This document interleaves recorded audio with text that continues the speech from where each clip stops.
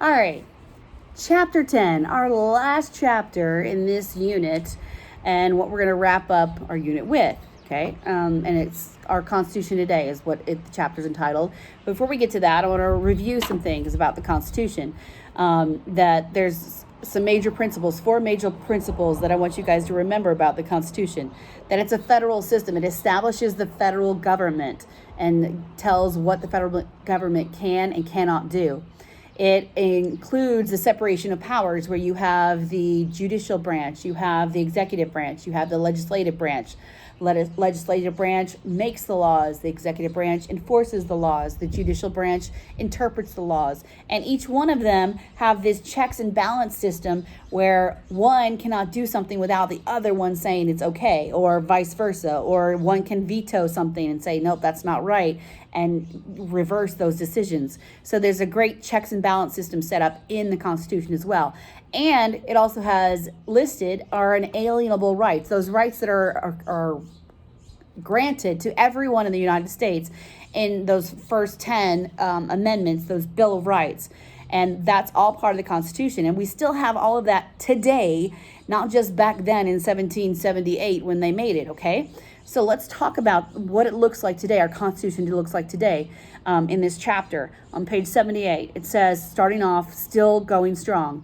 If the Americans who wrote the Constitution came back today, would they recognize the country they helped create? If Thomas Jefferson walked in, would he realize and look at he'd walk into Congress and be like, oh yeah, this is what we created? Or would George Washington or Ben Franklin, any of them, would they look at it and go, yeah, this is what we meant to happen? You could probably list 100 things that would be totally strange to them. If that's all they saw, they wouldn't recognize America at all, right? So I'm sure they're probably walking around going, what are these things with 4 wheels that are driving fast? And where are the horse and buggies? And, all of that. And what is this air conditioning and running water business? These are great things, but what is this, right? But what would they say? Continuing, what would they say about airplanes? What? They never would have thought of that. About trucks and cars whizzing along highways, about all tall office buildings in crowded cities, about cell phones, televisions, telephones, computers, any of that. That would blow their minds, I'm sure. But what if those same Americans heard today's citizens debate who to vote for, or argue against the school board's new plan in a public meeting, or discuss the news that they heard on TV or read in the newspaper? That would be a different story. Choosing our own representatives, meeting publicly to have a say about laws we will live under, exercising our rights publicly to have a say about laws we will live under. Exercising our rights of free speech and free press. Surely those visitors from the past, from the 1780s, would find these quite familiar, because that's what they intended. Chances are they would smile, congratulate each other, and say, the Constitution that we wrote back in 1780, more than 200 years ago, is alive and well in 21st century America. And it is. Okay. Oh, I forgot. The big question on here, we got to read about that. It says, what are some of the reasons for the success of the Constitution and its survival for more than 200 years? So by the time we're done reading this chapter, we will know. All right, page 79. Obviously, it's just a picture of today's America. And if Thomas Jefferson or James Madison or John Hancock or any of them showed up here, they'd be like, what are all those buildings? How do they get to be so high? It looks a lot different than what they were, right? So on page 80, it says, why has this Constitution lasted so long? That's a good question. The short answer is that for 200 plus years, the Constitution has served the American people well. How exactly, though, has it done this? Well, let's read and find out, shall we? Not too much and not too little. One of the greatest features of the U.S. Constitution is that it doesn't try to say or do too much. Do you remember how a well-made Constitution is like the framework of a house? For ordinary laws, how ordinary laws are like furniture that fits inside. We talked about this. So the Constitution is this framework, this hold the walls, right? And then all the laws that we make go inside of it and fit inside of it, have to fit inside, right? Well, the people who wrote our Constitution, however, never confused the house with the furniture.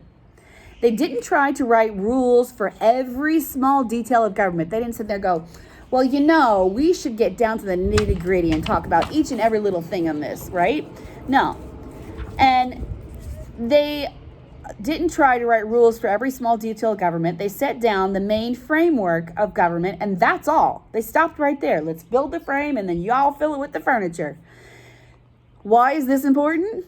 What's wrong with a constitution that spells out every little detail of government? What's wrong is that nobody, no matter how wise, can possibly guess what life will be like many years into the future.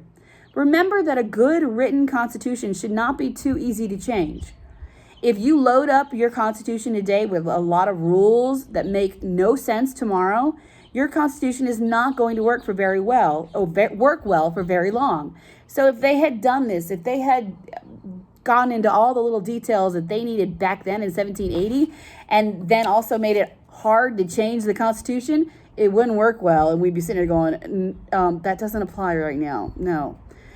Anyway, here's an example on page 80. How many people should each member of the House of Representatives represent? The Constitution says that each member has to represent at least 30,000 people.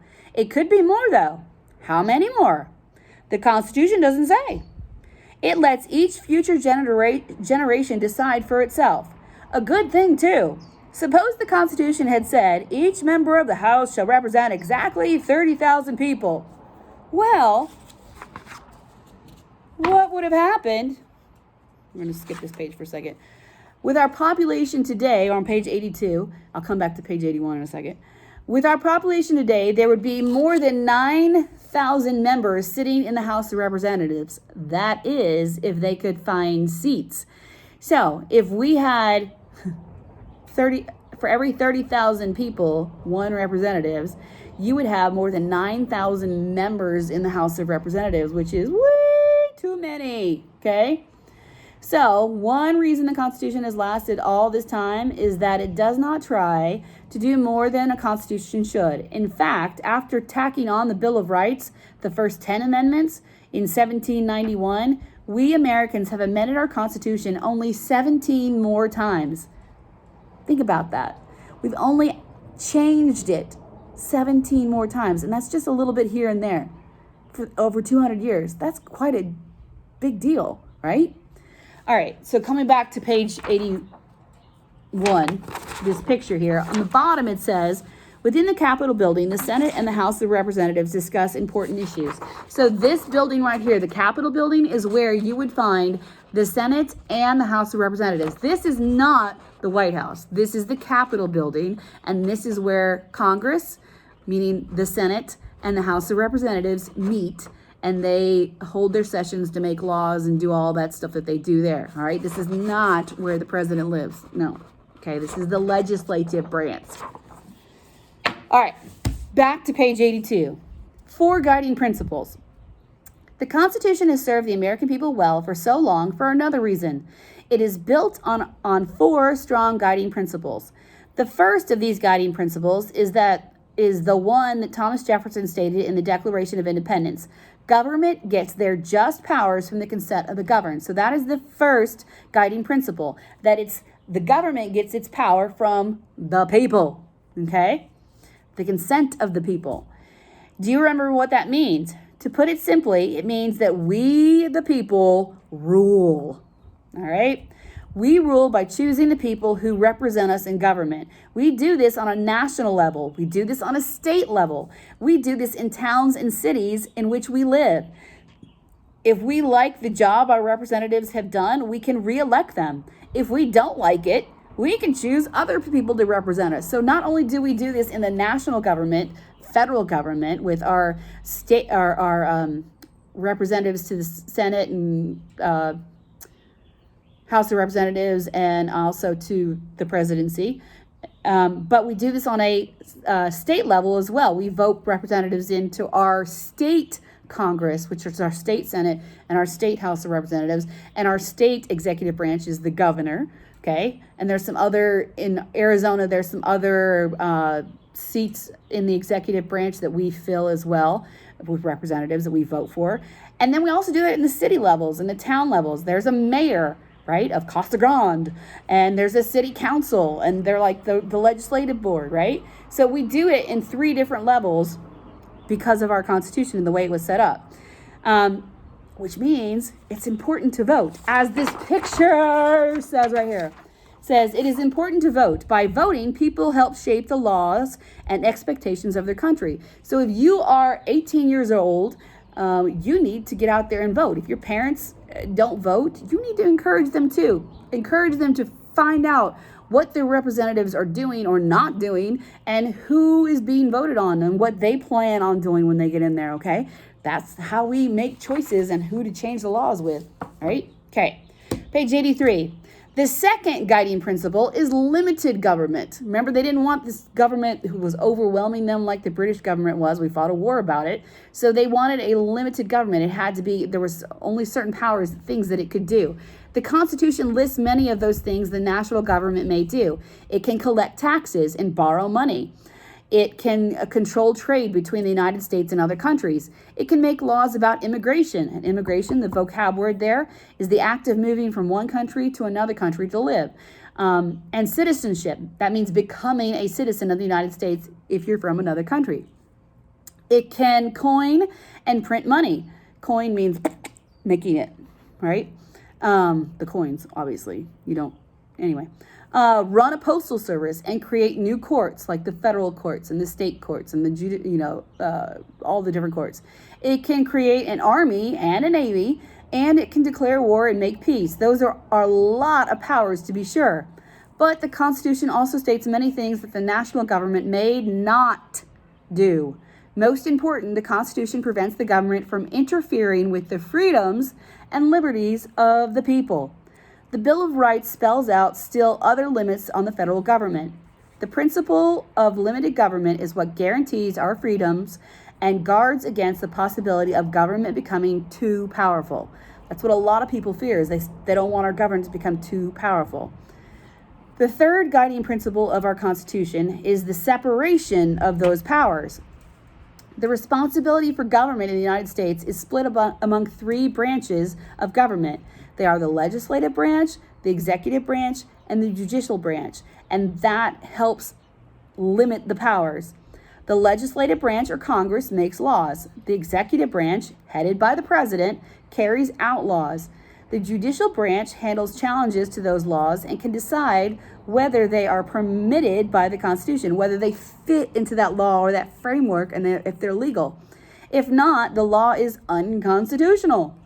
The Supreme Court can also find actions done by the president to be unconstitutional, and Congress can impeach and remove the president or individual judges. So impeach means to bring formal charges against a government official. So Congress can impeach a president, and Congress can also impeach some of those judges who may or may not, who have that lifetime appointment, right? So, with the powers of government separated in this way, no one branch of government can do whatever it wants. So, there's no reason to fear what one branch can do or starts to do versus the other. Each branch is checked and balanced by the other 2.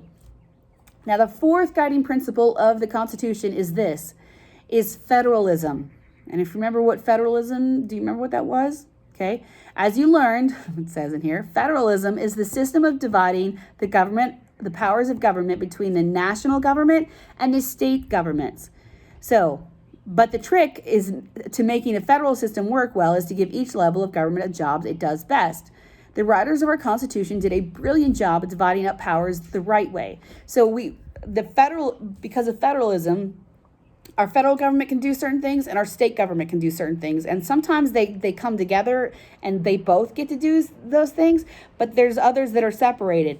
And the Venn diagram on this page 84, it lists some of the powers of the Constitution grants to the national government and some of the powers that remains within the states. So let's look at this Venn diagram before I continue reading, all right? So if you look at it, you got the powers in the national government, they're on the left, and the powers of the state government are on the right. The national government can admit new states. So if, let's say, Puerto Rico, it's not technically a state in the United States right now, it is a territory, but if they decide they want to become a state and they go through all the things they need to do, the national government can admit them into the states, and we could have a 51st state, right? The national government can declare war and they can make peace. They can create a military. They can control trade between the states with other countries. They can print and coin money, and they can make laws for citizenship. So they make the laws saying whoever immigrants who come in, this is what you need to do in order to become a citizen of the United States. Now let's go over to the powers that are state powers, and they're not federal powers, meaning the federal government can't do anything about these things because it's the state's job to do these things. So some powers of the state governments, they conduct elections. So elections are done at the state level, not at the federal level. And that includes even for the presidency and all the federal Congress and the Senate and stuff like that. They set qualifications for voting. So each state sets the guidelines for this is what you need to be able to do in order to vote. 18 years or older. You got to be 18 or older to vote. That is, all the states do that, but needless to say, it's the state's job to say that. They control trade within their state. So if somebody in Tucson wants to trade something with somebody in Phoenix, then that's a state government thing that controls that trade. They set up local governments like our city councils and stuff like that. And they make laws for marriage and divorce. So that's why certain states allow certain people to be married and certain people not to be married. But it's a state thing. It's not a federal thing. The federal government can't make that law. That's a state law. And it's the state's powers to set up public schools. Again, not a federal job. Now, some of the jobs they share together and some of the things that they can do, the powers that they share are this. They can both collect taxes. That's why we pay federal taxes and state taxes every April. They can borrow money. States can borrow money from the federal government, and so can the federal government. They can set up court systems. That's why we have federal court systems and we have state court systems and county court systems and city court systems. They can make laws to provide for public health, safety, and welfare, which is something that we're having to deal with right now with the quarantine, right? Both the states and the federal government is making certain laws about what can or cannot be done during our quarantine with this coronavirus stuff, right? So both of them have to work together. That's why the federal government says, well, I'm going to leave it up to the states to do these things or to make decisions about whether they open or not or whatever. But it's a combined thing, all right? So that's what the laws do. If we continue reading on page 85. So on that same diagram, you'll see an area where the powers overlap. These powers are shared, meaning that both the national government and the states have these powers. The power to tax, for instance, the national government needs this power to pay for our armed forces and many other things. But the state government also needs this power to pay for building roads and running schools. So now you know many of the reasons why our Constitution has lasted more than 200 years. There is, however, one other reason for the success of the U.S. Constitution. It is the American people. We have respected the Constitution, and we have taken care to preserve it. And I don't mean preserving the piece of paper. I mean preserving what it means and the laws and things that go along with it. And in return, the Constitution has taken care of us. Okay, now you should be able to go through your Chapter 10 questions and answer them. And if you have any questions, you know where to find me Monday through Thursday, 1 to 3. I'll be on Google Meets. Or you can hit me up on Google Chats anytime and chat with me there and ask me your questions. And I will be happy to answer them as best I can and get you done with this unit. All right. Bye-bye.